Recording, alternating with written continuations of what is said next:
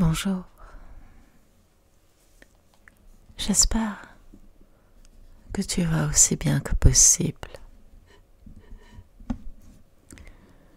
Je sais que c'est un petit peu compliqué pour beaucoup d'entre nous en ce moment. On a l'impression de tourner en rond. On a l'impression que rien n'avance. Et même moi, j'ai un peu le sentiment d'être revenu à la case départ. Ce n'est pas tout à fait faux, mais ce n'est pas tout à fait vrai non plus. Ce n'est pas tout à fait faux parce qu'effectivement, nous nous retrouvons dans une situation que nous avons déjà connue, avec des paramètres différents. Différents parce que au printemps, on ne savait pas ce qui nous attendait. On ne savait pas ce qu'il se passait réellement non plus.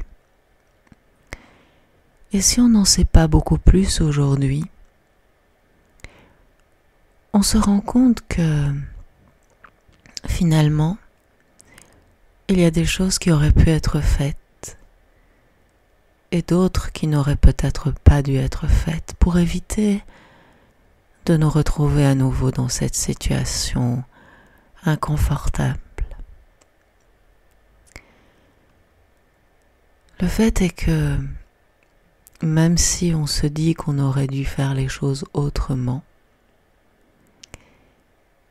elles sont ce qu'elles sont. Et nous devons essayer de vivre avec la réalité telle qu'elle est aujourd'hui. Évidemment, ça ne veut pas dire qu'il faut l'accepter sans condition, sans broncher.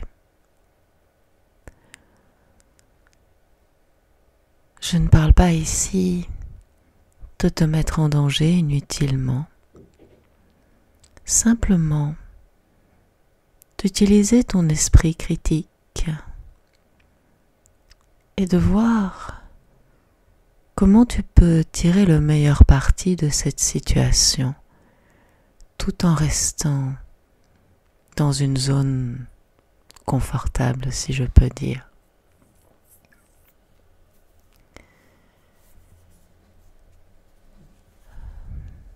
Ce n'est pas forcément évident de savoir où se positionner, de savoir ce qu'on peut dire ou ce qu'on ne peut pas dire. Mais si tu as un peu de temps pour te mettre à l'écoute de ton cœur, je me dis que c'est peut-être ça qui est le plus important.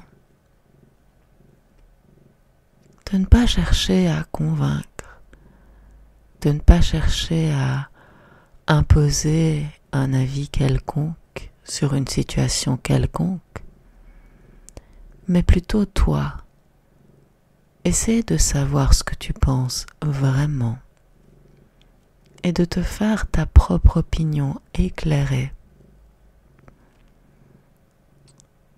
Peut-être que tu entends Shakti qui ronronne derrière moi. Et quand je parle d'opinion éclairée, c'est une opinion que tu peux te faire en t'informant, mais pas forcément là où tu penses.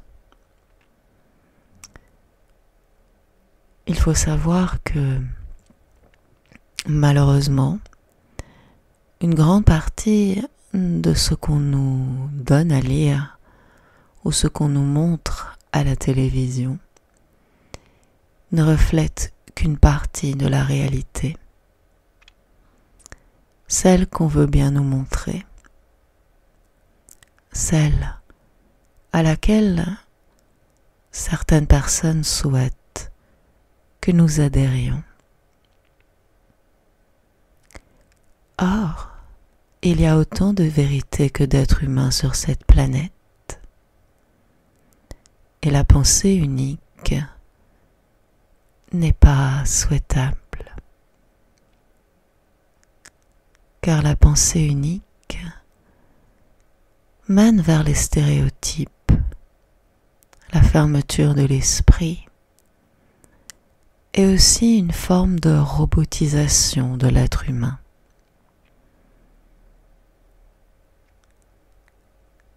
Or, si nous sommes êtres humains incarnés ici et maintenant, avec nos émotions et nos sentiments, c'est peut-être pour une bonne raison.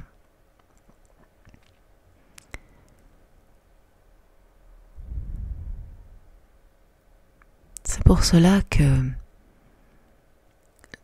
même si c'est important de regarder ce qu'il se passe un peu autour de soi et de voir ce que les médias veulent bien nous montrer,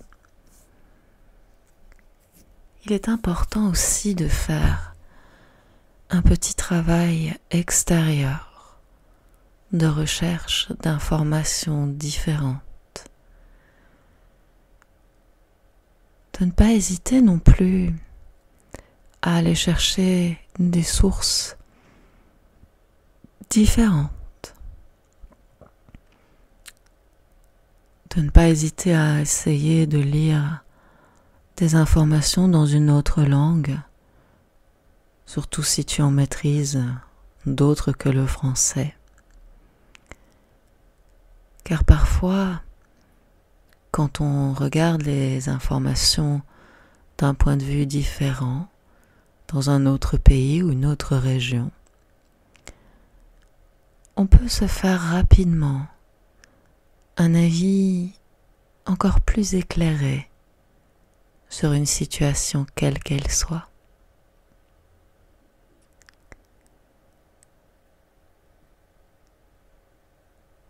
Évidemment, ça ne restera qu'une facette d'un diamant qui est immense. Mais cela te permettra quand même de constater par toi-même certaines choses.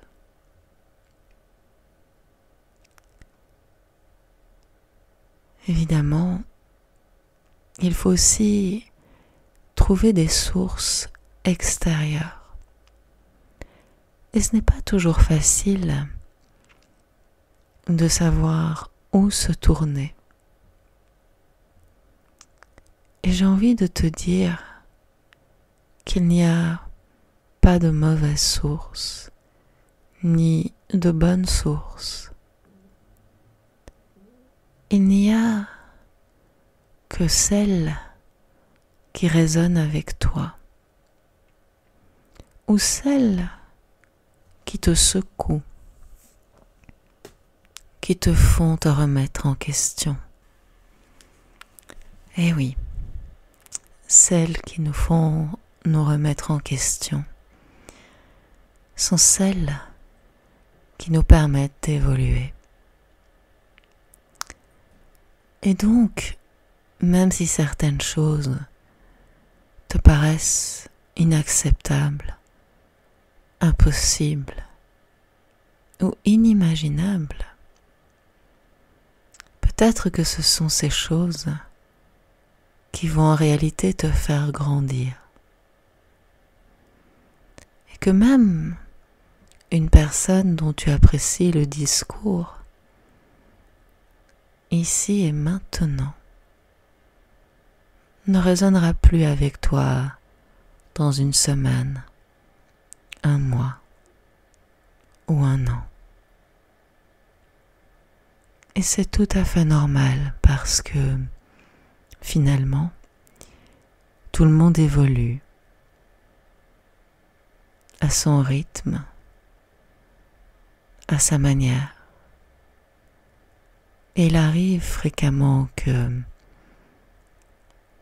nous ne soyons plus sur la même longueur d'onde. Ce qui ne signifie pas que nous devons devenir ennemis, mais au contraire, essayer de nous enrichir de ces différences. Ces différences de pensée et d'opinion font la richesse de notre tissu humain. Et cette diversité que l'on prône dans le domaine du genre, où on élargit avec tort ou raison, peu importe, le schéma classique masculin-féminin à d'autres possibilités, eh bien, on doit pouvoir l'appliquer à tous les domaines de notre vie. Et là, j'en reviens à ce que je te disais tout à l'heure, à savoir qu'il n'y a rien qui soit foncièrement mauvais, et rien qui soit foncièrement bon. Il n'y a qu'un reflet du degré de conscience de chacun d'entre nous. Comme je te l'ai dit dans un autre audio, des choses qui résonnaient avec moi il y a 20 ans ne résonnent peut-être plus avec moi aujourd'hui. Et de la même manière, des choses qui résonnaient avec moi il y a 20 ans font toujours partie de moi.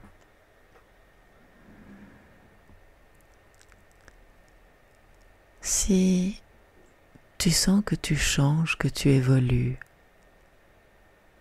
sache que c'est tout à fait normal. Et si cela implique de laisser partir certaines croyances et de les changer, cela ne signifie pas que tu as eu tort, que tu étais dans l'erreur. Simplement que ces croyances correspondaient à ce que tu étais à ce moment-là. Et si cette personne n'est plus, en tout cas spirituellement ou émotionnellement parlant, alors c'est normal que tu laisses partir ces croyances.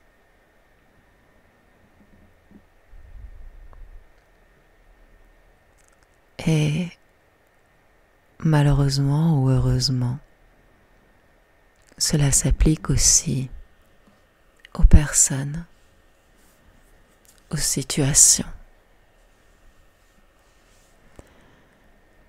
Comme je te le disais, tout le monde n'évolue pas de la même manière ni au même rythme. Et il peut arriver que quand nous sommes à des degrés différents dans notre évolution personnelle,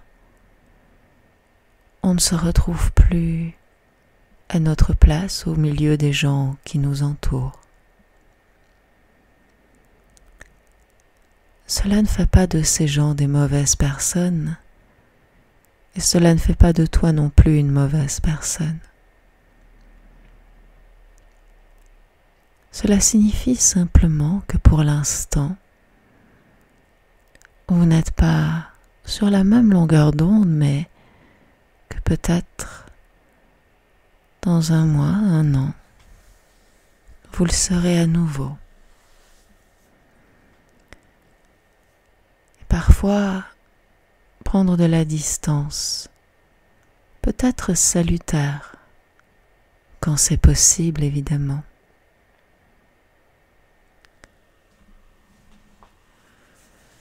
Je dis cela parce que quand dans un couple qui vit ensemble, on n'est pas sur la même longueur d'onde, c'est évidemment plus problématique et souvent l'un des deux choisit de se taire par amour, respect pour l'autre ou simplement pour avoir la paix. Le fait est que si cela résout le problème temporairement, sur le fond, le problème reste là et présent. et qu'à un moment ou un autre, il faudra bien y faire face.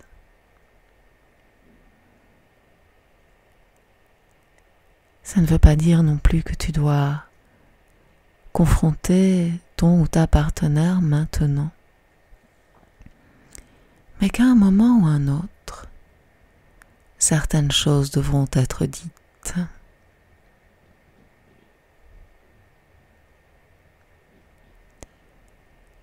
Pourquoi est-ce que ces choses doivent être dites? Eh bien, encore une fois, parce que je pense que confronter ces points de vue, tout aussi différents qu'ils soient, ne peut être que source d'enrichissement. Pour autant qu'on ne cherche pas à convaincre, et juste à exposer le plus calmement possible ce que l'on pense et ce que l'on ressent. Et en laissant l'autre exprimer lui aussi ou elle aussi ses ressentis et ses pensées. Et surtout en prenant le temps de s'écouter mutuellement.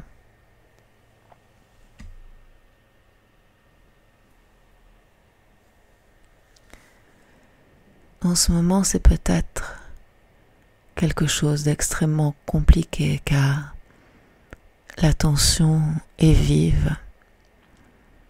En partie justement parce que nous sommes à nouveau 24 heures sur 24 avec les mêmes personnes et qu'il n'y a pas réellement d'échappatoire. Et évidemment, on a peur de parler. On a peur de crever l'abcès parce que si ça explose, les conséquences peuvent être compliquées à gérer.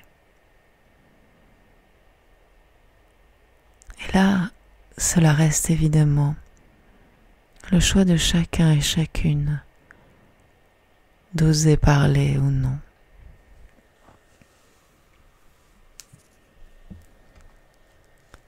Nous ne savons pas pour combien de temps nous sommes à nouveau dans cette situation, mais peut-être que certaines des personnes qui écoutent cet audio ont déjà tiré certaines leçons de cette première période d'isolement, de repli sur soi. Moi, cela m'a permis de m'ouvrir encore plus aux autres, même si je reste dans ma bulle, que je sors très peu. C'est parce qu'en fait, aussi paradoxal que cela puisse paraître, le fait d'être seul en ce moment, loin des tensions et de l'agressivité, me permet de rester centré mais aussi connecté à tout ce qu'il se passe autour de moi. Et ce qui peut paraître une forme de repli ou de rejet du monde est en fait un moyen pour m'y connecter encore plus, pour essayer de te proposer des choses qui vont te faire du bien, des choses qui vont t'aider à mieux vivre ce moment.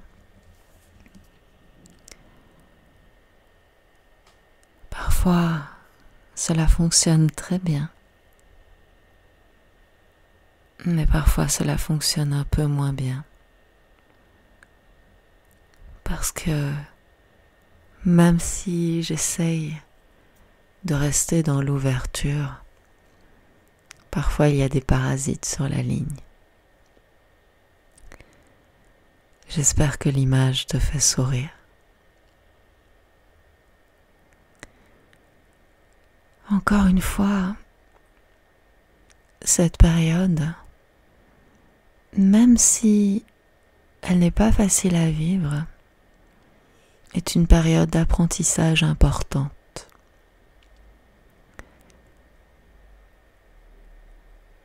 C'est le moment de commencer, si tu ne l'avais pas déjà fait, à essayer de savoir ce que tu veux vraiment. De savoir ce que tu souhaites expérimenter dans les prochaines années. Si tu lis de temps en temps le blog qui est sur mon site, tu auras lu en septembre que je parlais du point de bascule. Ce que j'appelle le point de bascule, c'est un moment où les choses vont changer complètement. Et que le monde tel que nous l'avons connu, dans lequel nous avons grandi, ne sera plus, tout simplement. Alors évidemment, il va y avoir une phase de transition.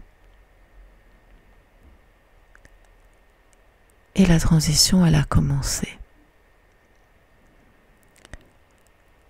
Que l'on en soit conscient ou non, la transition est en cours.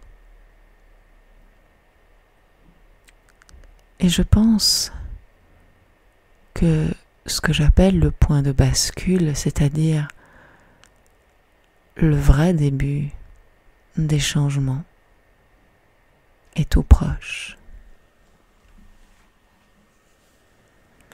Quand je dis proche, ce n'est pas demain, au sens propre du terme, mais très, très proche. Je pense que c'est une question de mois. Moins de 6 mois.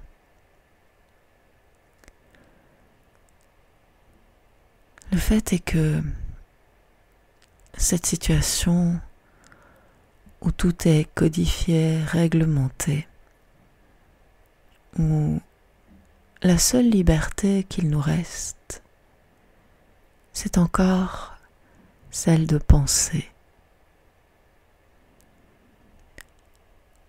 Cette privation de liberté, cette prison invisible, nous fait prendre conscience de ce que nous voulons réellement. En tout cas, moi, personnellement, cela m'a fait prendre conscience de certaines choses qui étaient latentes en moi, mais qui commencent à prendre de plus en plus de place. Et si je n'ai pas trop de mal à être chez moi pour les raisons que je t'ai expliquées juste avant, le fait de ne pas pouvoir circuler librement commence à être un petit peu difficile. À une époque où on ne se connaissait certainement pas, j'étais souvent en vadrouille. Dans la famille, on m'appelait le pigeon voyageur. Pourquoi ? Parce que à la première opportunité, je sautais dans un train et j'allais à Paris, j'allais en Hollande, ou alors je sautais dans un avion et je partais voir d'autres horizons. Et entre 20 et 30 ans environ, j'ai beaucoup voyagé et j'adorais ça. C'était un moyen de m'évader, d'échapper à la réalité au quotidien. Et ça m'a permis de découvrir énormément de choses, de me faire des souvenirs. Et même si la plupart du temps, j'étais seule dans ces voyages, cela m'a aussi appris beaucoup sur moi-même. Justement parce que j'étais seule, que je devais me débrouiller seule. Et cela m'a permis d'acquérir des compétences que je ne pensais pas avoir. Parce que quand tu es seul dans un pays dont tu ne parles pas la langue, que tu ne connais pas l'endroit, et que tu dois trouver ton chemin par exemple, et que tu n'as personne sur qui compter, juste toi-même, tu développes des capacités d'orientation très importantes. Surtout à une époque où il n'y avait pas encore de smartphone avec GPS intégré. Et si tu n'avais pas une carte, tu avais intérêt à avoir un bon sens de l'orientation pour être sûr de ne pas te perdre en route. Mais là où je veux en venir, c'est que entre 30 et 35 ans, j'ai commencé à ne plus trouver autant de plaisir dans ces voyages fréquents. J'avais envie de partir plus longtemps parce que j'avais vraiment besoin de déconnecter de mon quotidien. Mais le fait est que quand on a un patron, qu'on est employé, et seulement un certain nombre de jours de congés par an, eh bien malheureusement, on peut difficilement se permettre de partir 15 jours tous les 3 ou 4 mois. Cela m'a fait prendre conscience que je n'étais pas heureuse, que je n'étais pas à ma place là où j'étais. Et donc l'argent que je consacrais à mes voyages, j'ai commencé à le consacrer à d'autres choses qui m'ont permis d'aller à la découverte de moi-même. C'est comme ça que je suis arrivée là où je suis. Alors, je ne suis pas en train de te dire que tu dois changer de vie, que tu dois tout remettre en question. Simplement que peut-être là où ça coince, là où ça fait mal, c'est là où tu dois regarder. Et bien sûr, c'est douloureux parfois. Parce qu'on ne sait pas ce qu'on va trouver. On ne sait pas ce qui va émerger. Mais souvent, là où on pense voir le pire, c'est le meilleur qui émerge.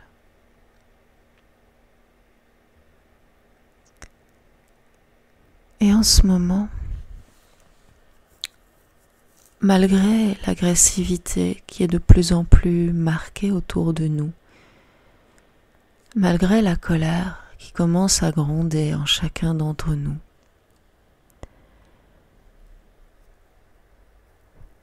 c'est important d'essayer de rester calme.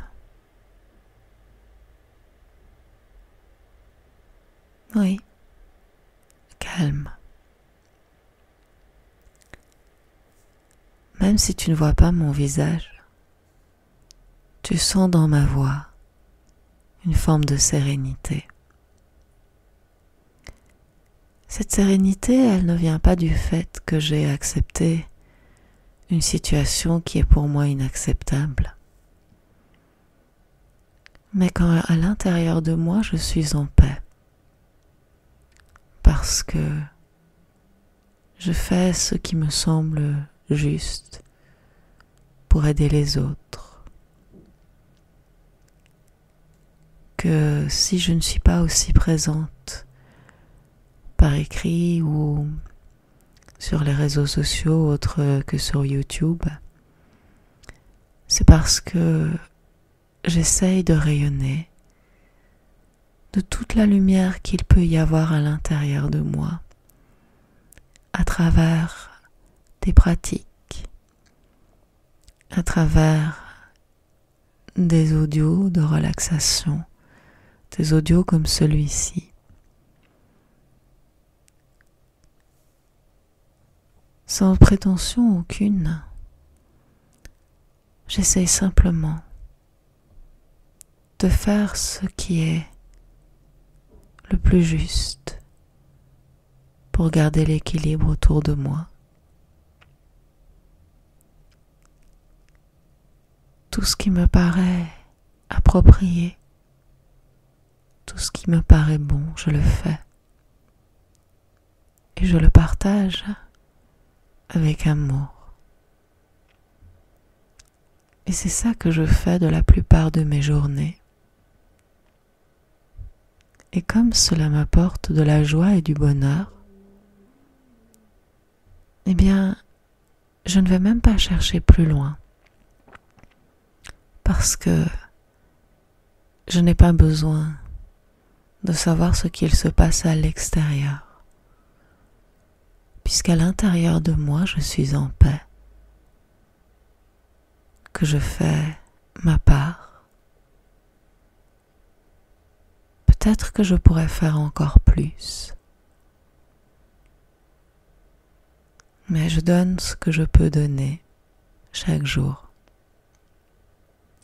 Et j'essaye à ma manière, peut-être maladroitement, peut-être pas toujours de manière aussi claire que je le souhaiterais,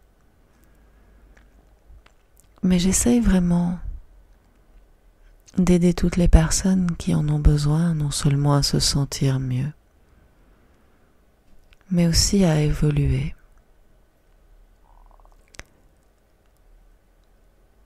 Parce que le monde est en train d'évoluer et que si nous ne faisons pas attention, nous risquons de nous retrouver dans une situation que nous n'avons pas souhaitée. Il est encore temps de réfléchir au monde dans lequel nous voulons vivre, de réfléchir au monde que nous souhaitons laisser aux générations qui vont nous suivre. Je n'ai volontairement pas dit à nos enfants puisque ce n'est pas quelque chose qui me concerne personnellement. Mais je pense qu'il est vraiment important de se poser les bonnes questions. Est-ce que nous voulons vivre dans un monde où la liberté est mise de côté au profit d'une sécurité tellement illusoire? Est-ce que nous avons aussi peur de la mort que nous sommes prêts à tout accepter pour rester en vie? Est-ce que nous voulons vivre dans un monde où chacun de nos faits et gestes sera non seulement contrôlé, mais rapporté,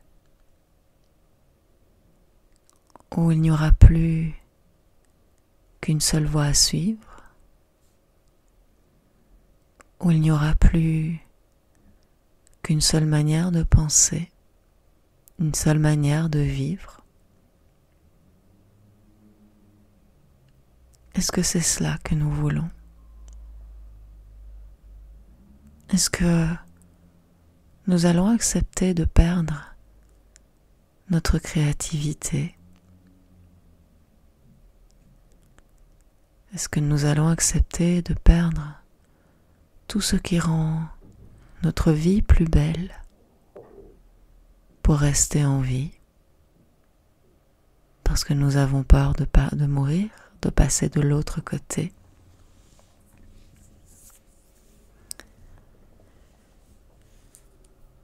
La mort est inévitable. Nous ne pouvons pas y échapper. Et quand l'heure arrivera, nous n'aurons pas d'autre alternative que de suivre le chemin. Mais au moment de partir, qu'est-ce que tu vas emporter avec toi? Des souvenirs d'une vie heureuse, remplie d'amour, d'expériences, de moments partagés avec des personnes que tu aimes.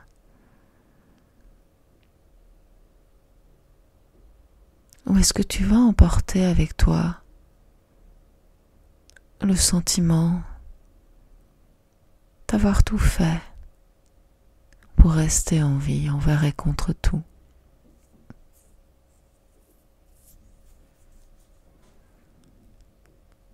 Je ne porte ici aucun jugement. La vie est précieuse. Elle vaut la peine d'être vécue, d'être protégée, préservée.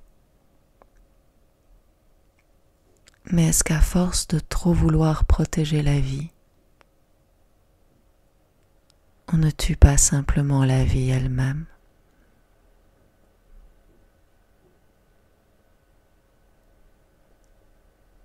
Bientôt, nous allons devoir agir. Mais pas de manière irréfléchie, pas de manière désordonnée, pas de manière brutale. C'est pour ça qu'il est encore temps de réfléchir à ce que nous ne voulons plus, mais aussi et surtout à ce que nous voulons vraiment.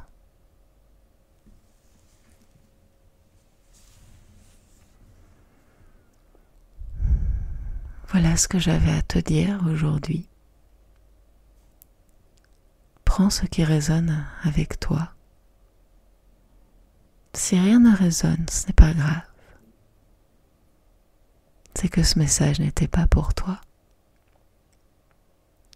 Mais je sais qu'il y a au moins une personne qui a besoin d'entendre ces mots. Ou au moins une partie. Et si c'est toi, eh bien tant mieux. Merci de m'avoir écouté jusqu'au bout. Si tu n'as pas écouté jusqu'au bout, ou que tu as sauté des passages, tu as pris ce dont tu avais besoin, et c'est très bien. Il ne me reste plus qu'à te souhaiter une excellente journée, et surtout à te dire à bientôt, ici, sur ma chaîne, ou dans la vraie vie. Namasté.